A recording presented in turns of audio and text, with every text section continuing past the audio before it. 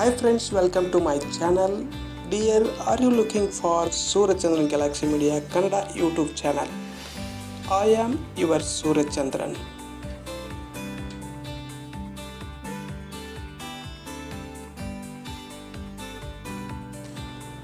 ಆತ್ಮೀಯರೇ ನಮಸ್ಕಾರ. ಸಿಟಿಯಲ್ಲಿ ಒಂದೊಂದು ಮನೆಯೊಳಗೆ ಹೋದರೆ ನಾವು ಮನೆಯೊಳಗೆ ಇದ್ದೇವೋ ಅಥವಾ ಗಾರ್ಡನ್ನಲ್ಲಿ ಇದ್ದೇವೆ ಅನ್ನುವಂಥ ಅನುಮಾನ ಬರುತ್ತೆ. ಅಷ್ಟರ ಮಟ್ಟಿಗೆ ಪಟ್ಟಣ ಪ್ರದೇಶದಲ್ಲಿ ಮನೆಯ ಒಳಗೆ ಮತ್ತು ಹೊರಗೆ ಗಾರ್ಡನ್ಗಳನ್ನು ಮಾಡ್ತಾ ಇದ್ದಾರೆ. ನಿಜವಾಗಲೂ ಮನೆಯೊಳಗೆ ಮತ್ತು ಹೊರಗೆ ಗಾರ್ಡನ್ ಮಾಡಿದರೆ ತುಂಬ ಉಪಯುಕ್ತ. ಆತ್ಮೀಯರೇ, ನೀವು ನೋಡ್ತಾ ಇದ್ದೀರಾ, ಇಂಥ ಖಾಲಿ ಮನೆಯನ್ನು ಹೇಗೆ ನಾವು ಆಕರ್ಷಣೀಯವಾಗಿ ಮಾಡಬೇಕೆಂಬುದನ್ನು ಯೋಚನೆ ಮಾಡಿ ಮನೆ ಒಳಗೂ ಮತ್ತು ಹೊರಗೂ ಗಾರ್ಡನ್ ಮಾಡಿದರೆ ಅದರಿಂದ ತುಂಬ ಉಪಯೋಗವಿದೆ. ಮನೆ ಒಳಗೆ ಆಗಿರ್ಬೋದು, ಕಾಂಪೌಂಡಲ್ಲಿ ಆಗಿರ್ಬೋದು, ಮನೆಯ ಮೇಲೆ ಆಗಿರ್ಬೋದು, ಎಲ್ಲೇ ಜಾಗ ಖಾಲಿ ಇದ್ದರೂ ಅದನ್ನು ಉಪಯೋಗಿಸಿ ಗಾರ್ಡನ್ ಮಾಡುವುದರ ಮೂಲಕ ಮನೆಯ ಸೌಂದರ್ಯವನ್ನು ಹೆಚ್ಚಿಸಬಹುದು.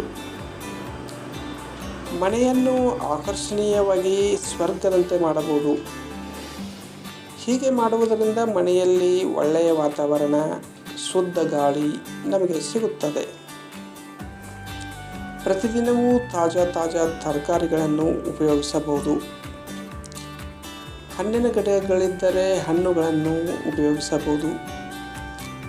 ಮನೆ ಒಳಗೂ ಹೊರಗೂ ಗಾರ್ಡನ್ ಮಾಡಿದ್ದೇ ಆದರೆ ಮನೆಯು ಸ್ವರ್ಗದಂತೆ ಆಗುತ್ತದೆ. ಮನೆಯಲ್ಲಿ ಸುಂದರವಾದ ನಿಸರ್ಗವನ್ನು ಸೃಷ್ಟಿ ಮಾಡಿದರೆ ನಿಜವಾಗ್ಲೂ ಮನೆ ಸ್ವರ್ಗ ಆಗುವುದರಲ್ಲಿ ಸಂದೇಹವೇ ಇಲ್ಲ. ಆತ್ಮೀಯರೇ, ಹೆಚ್ಚಿನ ಮಾಹಿತಿ ಬೇಕಾದಲ್ಲಿ ನಿಮ್ಮ ಸಮೀಪದ ತೋಟಗಾರಿಕಾ ಇಲಾಖೆಯನ್ನು ಸಂಪರ್ಕಿಸಿ ಮಾಹಿತಿಗಳನ್ನು ಪಡೆಯಬಹುದು.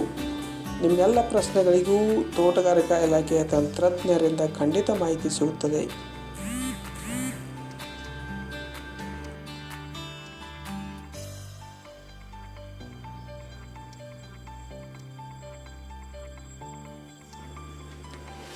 ಆತ್ಮೀಯರೇ, ತೋಟಗಾರಿಕಾ ಇಲಾಖೆಯ ತಂತ್ರಜ್ಞರನ್ನು ಸಂಪರ್ಕಿಸುವುದರಿಂದ ನಮಗೆ ಈ ಬಗ್ಗೆ ಸುವಿಸ್ತರವಾಗಿರ್ತಕ್ಕಂಥ ಮಾಹಿತಿ ದೊರೆಯುವುದರಿಂದ ನಾವು ಮನೆಯಲ್ಲಿ ಈ ರೀತಿಯಾದಂಥ ಗಾರ್ಡನ್ಗಳನ್ನು ಮಾಡಿ ತಾಜಾ ತರಕಾರಿಗಳನ್ನು ಬೆಳೆಯಬಹುದು ಮತ್ತು ಮನೆಯನ್ನು ಆಕರ್ಷಣೀಯವಾಗಿ ಮಾಡಬಹುದು.